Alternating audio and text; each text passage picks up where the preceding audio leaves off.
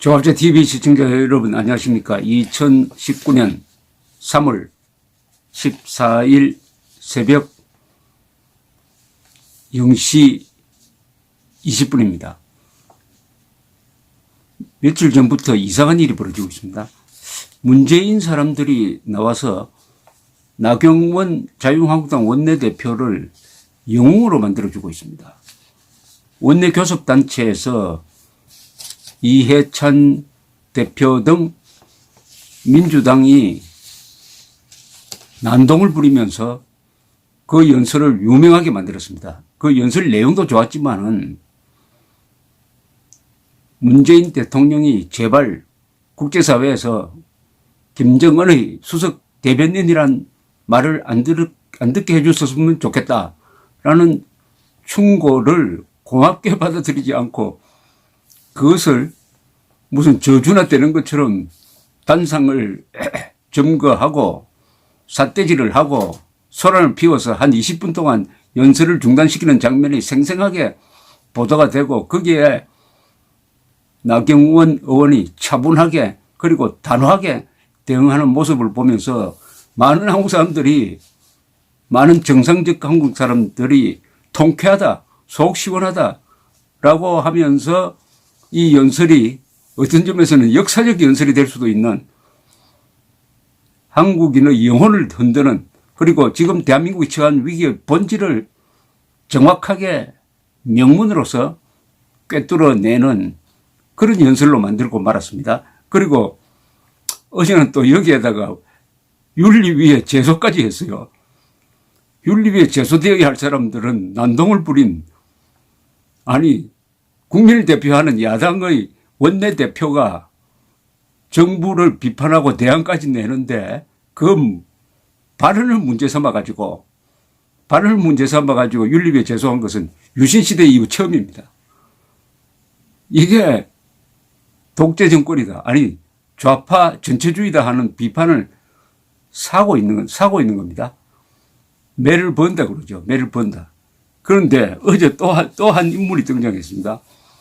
문정인 대통령 통일외교안보 특별보좌관이 미북 정상회담 결렬 요인의 하나로 나경원 자유한국당 원내대표의 방미를 지목했다고 합니다.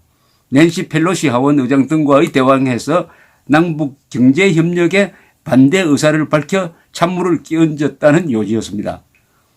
어제 서울시청에서 열린 평화통일특강에서 나 원내대표가 펠로시 의장을 포함해 민주공화당 정치인들을 만나가지고 남북 경협 안 된다. 남측이 비무장으로 나아가고 있다는 등의 이야기를 했다고 전해 들었다면서 이게 미국 정가의 대북 강경 분위기를 만든 것이 아닌가 생각한다. 이렇게 이야기를 했어요. 또 원내대표가 전날 국회 교섭단체 연설에서 대한민국 대통령이 김정은 수석 대변인이라는 낯뜨거운 이야기를 듣지 않도록 해달라고 한 데 대해서 이해할 수 없다면서 나를 대변인이라고 하면 모르겠지만 어떻게 문재인 대통령을 대변인으로 하나 도저히 이해가 안 된다고 했다고 이 조선닷컴에 보도가 되었습니다. 문택부는 현 정부에서 가장 친북 인사라고 하는 게 나라면서 나의 발언에 친북적 요소가 있었느냐. 지금 정부의 원칙은 하나도 바뀐 것이 없다고 했습니다. 저는 문특보의 발언에서 친북적 요소가 아닌 게 뭔지 그게 더 궁금합니다. 아닌 게 있습니까? 아니 대한민국 헌법 편에 쓴 적이 있습니까? 대한민국 국민 편에 쓴 적이 있습니까? 대한민국 국군 편에 쓴 적이 있습니까? 문재인, 문정인 두 사람. 그런 거 있었으면 제가 가만 안 있죠. 그러면은 그런 점이 있으면은 저는 반드시 그걸 부각시켜서 국민들에게 보고를 해드립니다. 그래도 이분들이 이런 이야기를 한다. 나는 아무리 눈 씻고 봐도 그걸 찾지 못했습니다. 문정인 씨는 이렇게 이야기했네요. 우리가 원하는 것은 북한의 핵 경제 병진은 안 된다는 것이다. 이는 우리 정부의 기본 원칙이고 거기에는 하나도 변함이 없다. 이야, 이렇게 이야기할 수가 있어요. 핵 경제 병진 정책은 안 된다. 아니죠. 문재인 정권의 정책은 북한의 핵 보유국 위치를 인정해 주겠다는 것이죠. 4.27 선언이 그거 아닙니까? 4.27 선언에 다 그렇게 적혀 있지 않습니까? 거기에 북한의 핵폐기 어디에 있습니까? 그리고 김정은이가 이번에 트럼프를 만났을 때 우리는 핵 폐기하지 않는다. 영변만 폐기하고 나머지는 그냥 갖고 있겠다. 핵폭탄, 우라늄 농축시설 다 갖고 있겠다고 한 거. 이게 핵 보유 정책 아닙니까? 그러면서 경제개발도 하겠다. 핵 병진 정책이죠. 핵 경제 병진 정책을 지금 문재인 정권이 적극 지지하고 있지 않습니까? 더구나 핵을 보유하고 있는 상태에서 우리의 안보를 약화시킨 남북 군사 합의서하고 그다음에 기회만 있으면은 북한에 경제 지원하겠다고 미국하고 갈등을 벌이고 있지 않습니까? 그런데도 그렇지 않대요. 그건 기본 원칙이고 거기는 하나도 변함이 없다고 합니다. 완전히 이게 이런 것을 유체 이탈 발언이라고 그러죠. 몸과 말이 따로 노는 거, 정신과 몸이 따로 노는 거, 현실과 관념이 유리돼 버려가지고 그걸 유체 이탈 발언이라고 그러죠. 전형적인 겁니다.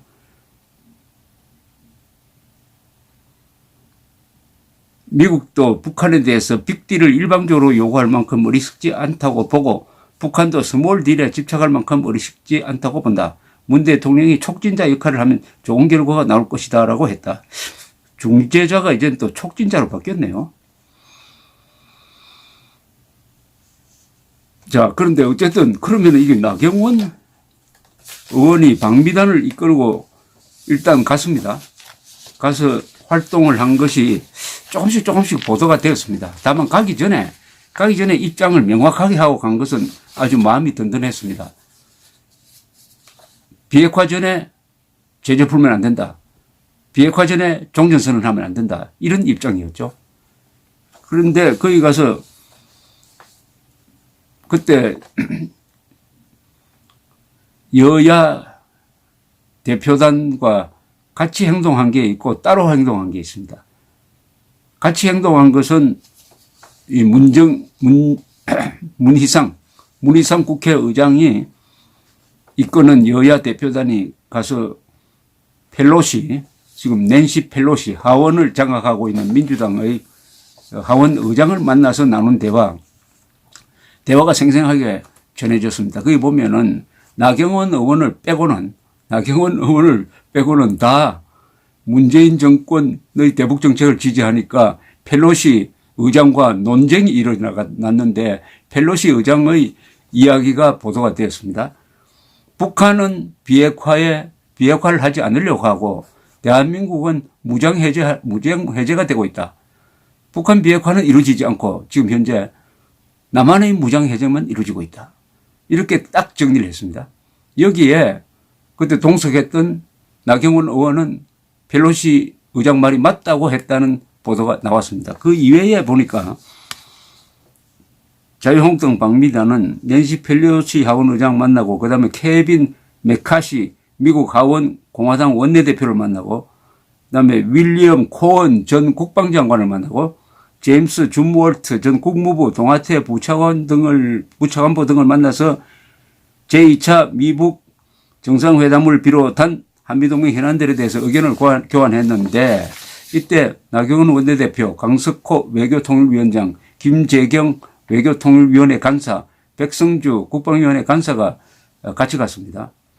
나 원내대표는 이 자리에서 하노이 회담에 임하는 미국에 대해서 3yes, 3no 원칙을 지켜야 한다고 강조했다고 보도가 되었습니다. 그럼 3yes는 뭐냐?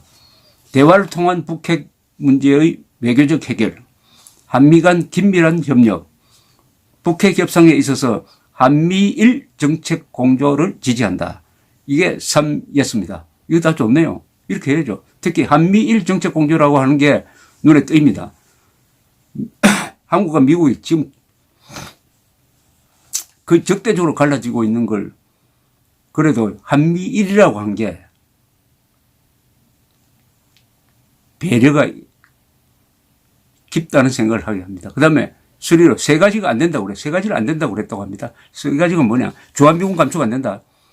한미연합훈련 중단에 합의하면 안 된다. 완전하고 최종적인 비핵화 전에 제재 완화를 반대한다라고 이야기했답니다. 세 가지 다 옳은 정책 건의 아닙니까? 3 yes, 3 no는 정말 이건 정석입니다. 이걸 가지고 문정인 씨가 하노이 회담 깨는데 기여했다고 한다면 참 잘 된 거죠. 깨는데 기여했다면 그만 깨물어서 나경원 의원이 한국을 살렸다는 이야기입니다. 이것은 나경원 의원이 잔다크가 됐다는 이야기예요. 거기서 만약 트럼프가 김정은에게 속아서 영변 핵시설 폐기를 받고 제재 해제를 했더라면 지금쯤 한국이 어떤 상황에 처했겠습니까? 문재인 대통령은 기다리라는 듯이 신한반도 체제 선언을 하면서 연합제 또는 연방제식의 통일로 나아가는 길, 그것의 종착점은 공산통일입니다. 그쪽으로 가지 않았을까요? 그러면서 아무래도 한국의 좌파들이 골기했을 겁니다. 아마 한반도기가 휘날리고 김정은 서울 답방 환영단이 만들어지고 그런데 트럼프가 그 회담을 깼지 않습니까? 깨도록 만든 사람 중에 하는 사람이 나경원 의원이라고 하면 새삼 나경원 의원이 돋보입니다. 그런데 이런 역할을 한 것이 실제로 트럼프에게 뭐 어느 정도 영향을 줬는지 모르지만은 영향을 주었다면 정말 고마운 일이죠. 그런데 그것을 비판의 대상으로 삼고 있는 문정인 씨는 사실은 대한민국 국민 편이 아니죠. 김정은 편이라고 봐야 되는 거 아닙니까? 김정은의 행복을 위해서 대한민국 국민 안전을 희생시키고 있는 게 문재인 정권의 정책 아닙니까? 그러니까 수석 대변인이라는 이야기를 한국 사람이 하는 것이 아니라 객관적인 입장에 있는 블룸버그 통신 기자가 쓴 것 아닙니까? 나 원내대표는 펠로시 하원 의장에게는 하노이 회담의 목표가 북한 핵동결에 국한되어서는 안 된다. 최종적이고 완전하게 검증된 북한 비핵화를 목표로 해야 한다. 북한 인권 정진에도 각별한 관심을 가져야 한다. 이것은 또 아베 수상처럼 이야기했네요. 아베 수상은 트럼프에게 여러 번 이야기를 해서 트럼프 대통령이 김정은에게 납치해간 일본 사람들 돌려보내주라는 이야기를 한 거 아닙니까? 문재인 대통령 했습니까? 문재인 대통령이 국군포로 돌려달라는 이야기 했습니까? 납북자 돌려달라는 이야기 했습니까? 납치해간 칼기의 불법 억류자 돌려달라는 이야기를 했습니까? 오죽하면 엠네스티가 문재인 대통령에게 전화해가지고 칼기 납치 피해자 억류하고 있는 사람 돌려주라는 이야기를 왜 김정은에게 하지 않느냐고 편지까지 보냈으니까 참 창피합니다. 그런데 이게 이렇게 함으로써 회담을 깨도록 만들었다. 박수를 국민 모두가 나경원 의원에게 박수를 보내야 됩니다. 그게 사실이라면. 그런데 부분적으로 사실인 것 같아요. 이런 걸 알려줘서 문정인 씨에게 상당히 고마운 생각이 듭니다. 그 다음 나경원 의원은 케빈 메카시 미국 하원 공화당 원내대표를 만나가지고는 비핵화 전에 제재 완화를 원칙적으로 금지하되 부분적으로 진행하는 경우에는 할 수 없이 등가성의 원칙이 반드시 준수되어야 한다. 요만큼 받으면 요만큼 줘야 된다. 이런 겁니다. 작게 받고 크게 주지 말자는 이야기죠. 그것도 맞는 이야기죠. 또 1년 단위의 방위비 협상 방식으로 협상 과정에서 이견이 한미 갈등 요인으로 악용될 수 있다면서 방위비 분담금 협정을 단연 계약으로 수정해 가지고 한미 동맹을 강화해야 한다. 이것도 일일이 옳은 이야기입니다. 그리고 나 원내대표를 비롯한 한국당 방미단은 미국 연방의회 내 지한파 모임인 코리아 코커스 소속 의원들과의 오찬에서는 이렇게 이야기를 했답니다. 북한 비핵화 없이 한반도의 평화는 난망하다. 이번 제2차 미북 정상회담에서 북한 비핵화의 세부적인 계획과 시한 등이 명시된 청사진이 합의되어야 한다라고 이야기를 했고, 제임스 월트 전 국무부 동아태 부차관보와 가진 조찬 자리에서는 미국이 북한과 단계별 비핵화에 상응하는 제재 해제를 고려하는 것에 많은 국민들이 우려하고 있다고 밝혔습니다. 이것은 뭐냐 하면은 미국 단계적으로 조금씩 잘라서 팔아먹는 식의 북한의 협상 전략에 미국이 넘어갈까봐 걱정이다 이거죠. 그런데 안 넘어갔습니다. 안 넘어가고 오히려 요사이는 트럼프 행정부에서는 대북 정책에서 그런 식으로 단계적 해결 안 한다. 일괄적으로 해야 된다. 빅딜 해야 된다라고 함으로써 나경원 의원의 권유와 똑같은 노선을 지금 취하기 시작했습니다. 이것도 우연의 일치인지는 모르지만 나경원 의원이 하자는 대로 한 거예요. 이게 결과적으로는. 그런 점에서 박수를 보내야 된다는 이야기입니다. 참 이상합니다. 문정인, 이해찬 두 분이 열심히 나경원 의원을 영웅으로 만들어주고 있습니다. 내일을 또 기대하게 합니다. 감사합니다.